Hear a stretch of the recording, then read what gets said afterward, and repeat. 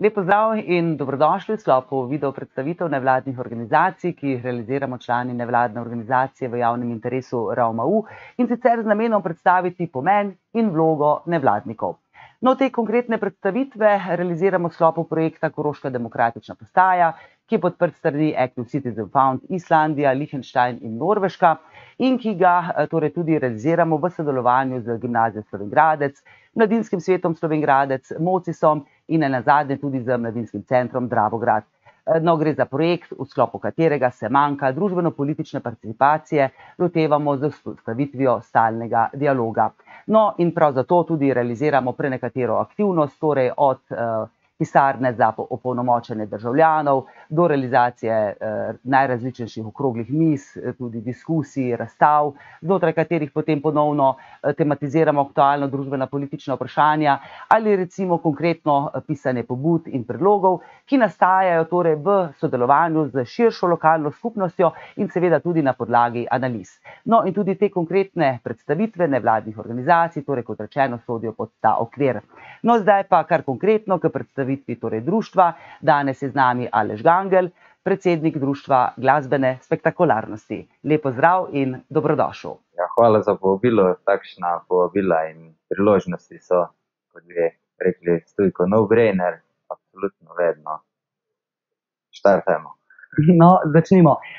Najprej ena kratka histologija. Torej, kaj se je zgodilo nekje na poti, tvoji poti določenih, torej tudi kompanjonov, s katerimi ste pa ustanovili društvo, da ste prišli do točke, da ste dejansko začutili, da ste imeli potrebo, kakorkoli odvisno od situacije, da se je torej društvo ustanovilo in seveda nekako, če ga lahko urišeš tudi njegovo delovanje, aktivnosti do danes. Ja, torej mi smo začeli z bendom Cirkus biti nekako aktivni prek neke kulturnega udejstvovanja, koncertiranja. Kasneje so se še pridružili moj brat in drugi vizualni ustvarjalci, ki so na naših koncertih, to je bilo še pred 2010, skrbeli za projekcije, vizualno podobo, videospote. Kasneje se je to razvilo do leta 2012, da se je zgodil ta video mapping, svetlovni stolp. Torej do te točke smo bili študenti, delali smo to študentsko, večinoma malo, ne vem, že prideš do neke točke, kot je organizator tudi, ki je zateži, da če lahko pošlješ kak račun, pa ono tretjo začne zbirati neka sredstva za opremo. In tam 2012 po tej projekciji je začelo to malo bolj intenzivno, neke ponudbe, torej in koncertiranje in videomappingi in je bilo edina smiselna opcija, da naredimo društvo, da lahko v okviru društva delujemo, organiziramo, izvajamo različne aktivnosti z področja glasbe, vizualnih medijev, intermedijskih projektov in vse sorodno temu. No, če se je začelo vendarle iz nekega, ne zdaj imamo kakšne ocene, ampak malo nekega egoističnega, no, če tako želimo, torej nekega vzgiba, vendarle, zdaj če nadaljujeva, torej ta proces, zdaj veva, zakaj ste ustanovili, ste tekom vsega svojega delovanja, torej kot društvo pa seveda vključevali tudi ostale člane, začeli pravzaprav tudi preko projektov spodbujati tudi neko kulturno atmosfero našega kraja, tako da, torej, zdaj veva zakaj, zdaj pa dajva vso to prehojeno. Vedno je bila rdeča nit, jaz izhajam predvsem iz področja glasbe, potem sem tudi začel za produkcijo, ampak sama glasbena scena v okolišu nikoli ni bila zadovoljiva za nas in je vedno neka želja, da z svojim delom se razširi neko polje možnosti glasbenega ustvarjanja, več različnih žanrov glasbe v tem okolju smo želeli predstaviti, na nek način, ne bi glih uporabil izraza izobraziti, ampak povečati nek spekter poslušalčevega obzorja, kakšna muzika, glasba je sploh možna, kaj je v svetu aktualno, povečati ta izbor nekih del in tudi izboljšati samo okolje za delovanje glasbenih skupin je bila ena od osrednjih niti, pridobiti prostor, vedno smo tudi sodelovali, tudi kasneje pri Špajzu pomagali, začeli mrežiti z društvi, tudi z vsemi ostalimi. Tako da poleg tega, ne, delati to, kar ti je všeč, je tudi pomembno, da imaš neko okolje, da lahko kvalitetno delaš in kasneje je tudi postala ena osrednjih niti dvigniti kvaliteto v smislu, da sploh prikazati neke vsebine, ki tu niso prisotne, zavrati ledino na nekaterih področjih, žanrih, glasbe, vizualnih medijev in tako naprej. Različni mediji so pravzaprav, s katerimi podajate vse te impulze, no, pravzaprav tudi eksperimente, kot si na nek način sam dejal, in širite naša obzorja. Recimo sam nekako je glasba, če sem pravilno razumela, torej tisto, kar preferiraš konkretno. Dotikate se pa najrazličnejših torej medijev in tudi nedolgo nazaj še skupaj smo sodelovali, zato torej tudi je zelo znano, no, recimo tudi zvočne filme, široka paleta. Morda, če lahko vsaki izmed teh nekih osnovnih, primarnih, je tudi zdaj ta trenutek morda predstaviti čisto na kratko. Torej, jaz bi rekel, da neka osrednji steber je vedno bil glasbena skupina Zirkus, kjer smo začeli prvo z body painting, make-upi, smo različne ljudi, ki delajo poslikavo teles. Začelo se je s projekcijo, animacijo, videospoti, so prišli različni videoustvarjalci. Na neki točki so ti videoustvarjalci skoraj postali gonilna sila, ker smo delali veliko videomappingov in je glasba pa zvok bila samo neka spremljava tem delom in videomappingom, ki smo jih po Sloveniji delali. Zdaj v zadnji točki smo pa spet nekako zvočne in z zvokom povezane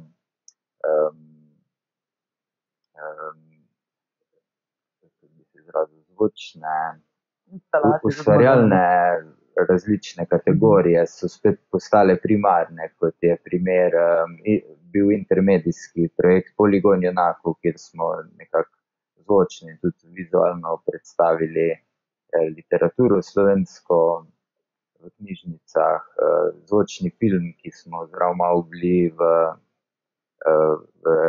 Štumberg am See, nekega leta 2017. Tam sem videl to možnost, kako se da recimo zvokom zanimivo narediti film oziroma v živo ob filmu proizvajati zvoke. Spoznali smo tudi te umetnike iz Avstrije, ki smo jih zdaj že dvakrat pripeljali sem in izvedli 2 zvočna filma. In tudi nekako hočemo razvijati to. Začelo se je samo kot zvočna spremljava, zdaj delamo že, smo delali celo zgodbo z nasnetimi govori, tako da je skoraj da zvok primarna stvar filma, slika je pa uporabimo stare filme in jih mešamo. Ampak nasploh pa bi rekel, da se vedno nekako tu med nekimi različnimi zvočnimi, od glasbe, zvočne produkcije, snemamo tudi bende, med drugim v Angraškem MKC-ju. Delali smo projekt Corona Detention, kjer smo pomagali člani našega društva, da so lahko bendi se predstavili v času, ko se ni bilo možno predstaviti prek spleta. Pomagali smo sanirati studio, ker tudi ni bilo nekega znanja spod, kako studio uporabljati in smo mi prinesli ta kader. Pomagamo za zvočno tehniko, smo pomagali v Špajzu, na festivalih, Hardcon, Shots. Tako da nekako se dopolnjujemo tudi društva med sabo in je taka lepa sinergija. Marsikdo, kot je zdaj poslušal, se je verjetno našel tudi kot nek potencialni ali član ali morda prostovoljec ali v kakršnikoli drugi obliki, tudi morda kakšno potencialno glasbena skupina, band, no, kot si imenoval, ki bi imel morda določene tendence nekako spostaviti stik z društvom glasbene spektakularnosti.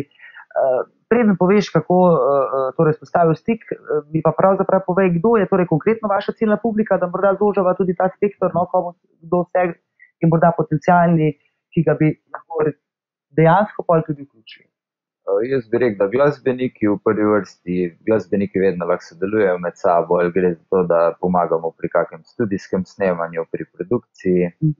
V drugi vrsti so mogoče ciljna publika ljudje, ki želijo mogoče organizirati kakšne dogodke, koncerte, tudi tu imamo nekaj izkušenj, tudi sami organiziramo vsako leto par dogodkov. Definitivno vizualni ustvarjalci, mi imamo en kup glasbe, non-stop produciramo, iščemo video vsebine, se lahko najde tu neka dopolnitev.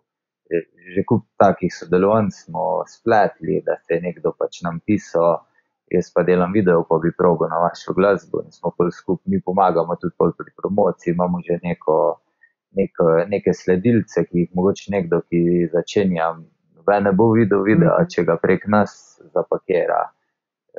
Ima boljši dostop, da doseže neko publiko. Poleg tega, kot sem pa omenil, ja, pa studijsko snemanje v NKC-ju že zdaj par let, mlade bende pomagamo, jih tudi brezplačno v bistvu snemamo, gimnazice, srednješolske bende. Da je direkt ciljna publika v prvi vrsti glasbeniki, glasbeni producenti, video ustvarjalci različnih področji, animacija, 3D animacija, film, to bi rekel, da so tisti cilji. Kako spostavijo stik s teboj, morda lahko direktno nagovoriš? Jaz bi rekel, da je najlažje naša Facebook Zerkos Art stran, direkt message poslati. Druga opcija je lahko na mail hilomales@gmail.com. Tretja opcija je pa poiskati nekoga v naših prostorih tu v tako imenovanem hubu. Je tudi znak spektakularnost glasbe na vrati, ali pa vprašati koga, pa definitivno postavimo kontakt. No.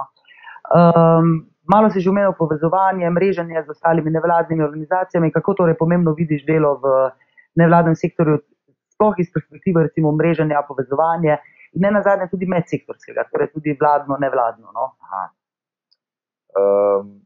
Vladno, nevladno je skoraj nujno iz vidika sredstev, ker tu sploh v štartu pridobivaš neke možnosti, da lahko izvedeš neke stvari tudi čisto finančno.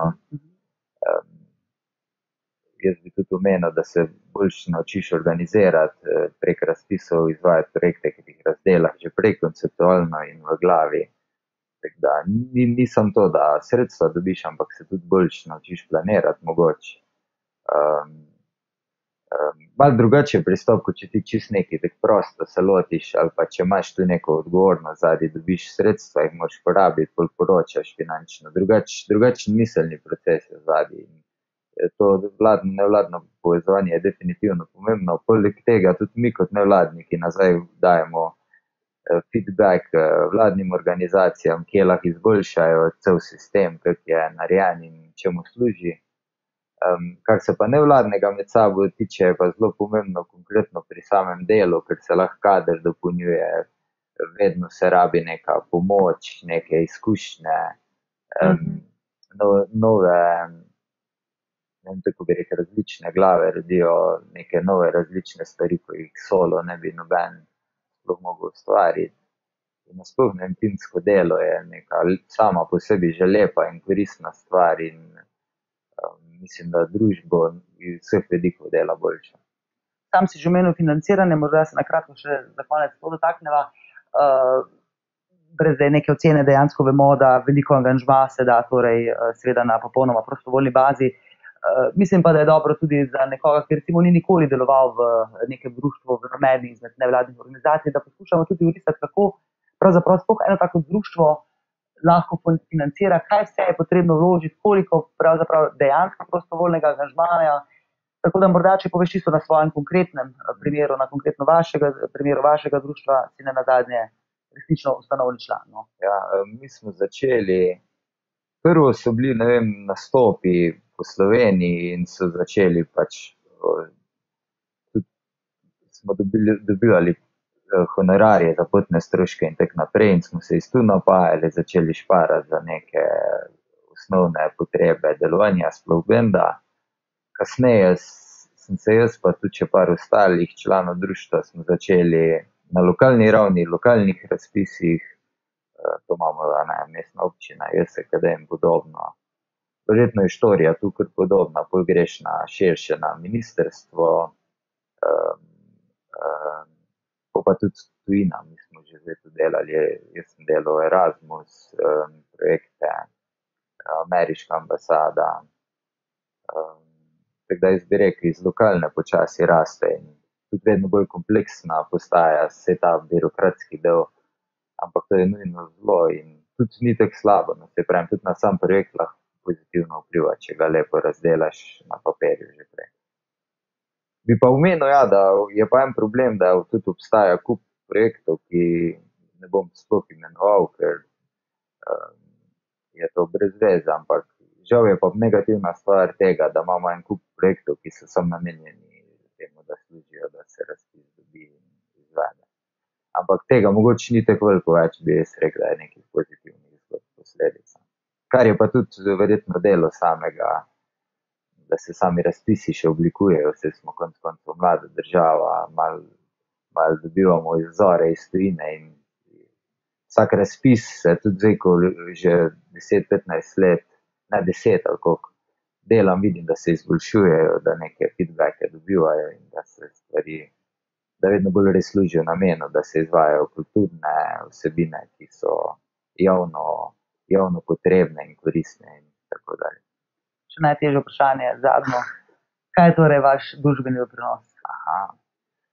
Mogoče to težko sam. Vse zato najtežje, ja. Malo nisem pripravljen na to vprašanje. Jaz bi rekel, da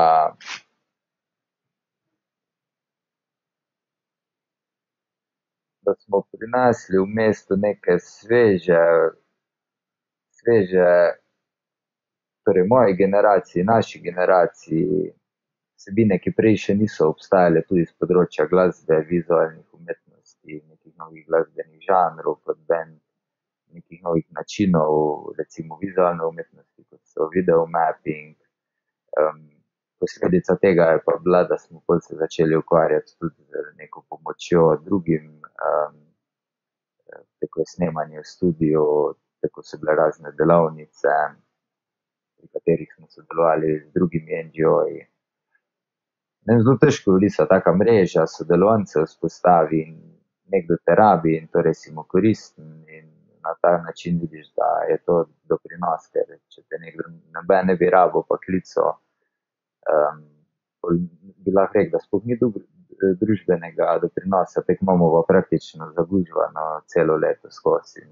Tako si recimo dejal samo na začetku, morda je lažje, če te nekako več povzamem, da s tem, ko pravzaprav ponujate tudi družbi, občanom, krajanom, državljanom, tudi neke eksperimente, neke dodatne impulze, torej neke informacije, ki jih morda pravzaprav bi do njih težje prišli, in jih predvsem izkustvo teh informacij. Absolutno. Mogoče tudi provokacija. Jaz vedno imam tendenco probati provocirati, da tudi to je na nek način družbeni doprinos, ker če vse preveč politično korektno se dela, se malo zgubi neka kritičnost pa nek dialog, ki vodi v neko progresijo, ali kakorkoli bi temu rekel. Mogoče tudi to radi provociramo.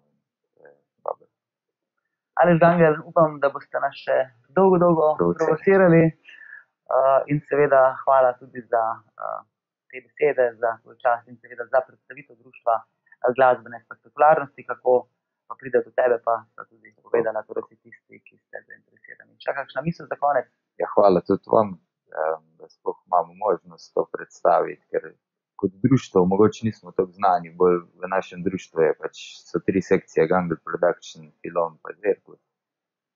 Ampak ja, to je neka baza, iz kjer vse to deluje in se povezuje. In tekaj z Raumau smo en kup super sodelovanj naredili in tudi to, da se tek društva predstavljajo, bomo mogoče zdaj tudi mi spoznali kako novo in spletli nova sodelovanja. Super, odlično. Hvala lepa, Aleš, hvala lepa pa seveda tudi vam za vašo pozornost. Vidimo se kmalu že v sklopu naslednje predstavitve. Do takrat pa bodite aktivni oziroma morda še bolje bodite proaktivni. Srečno.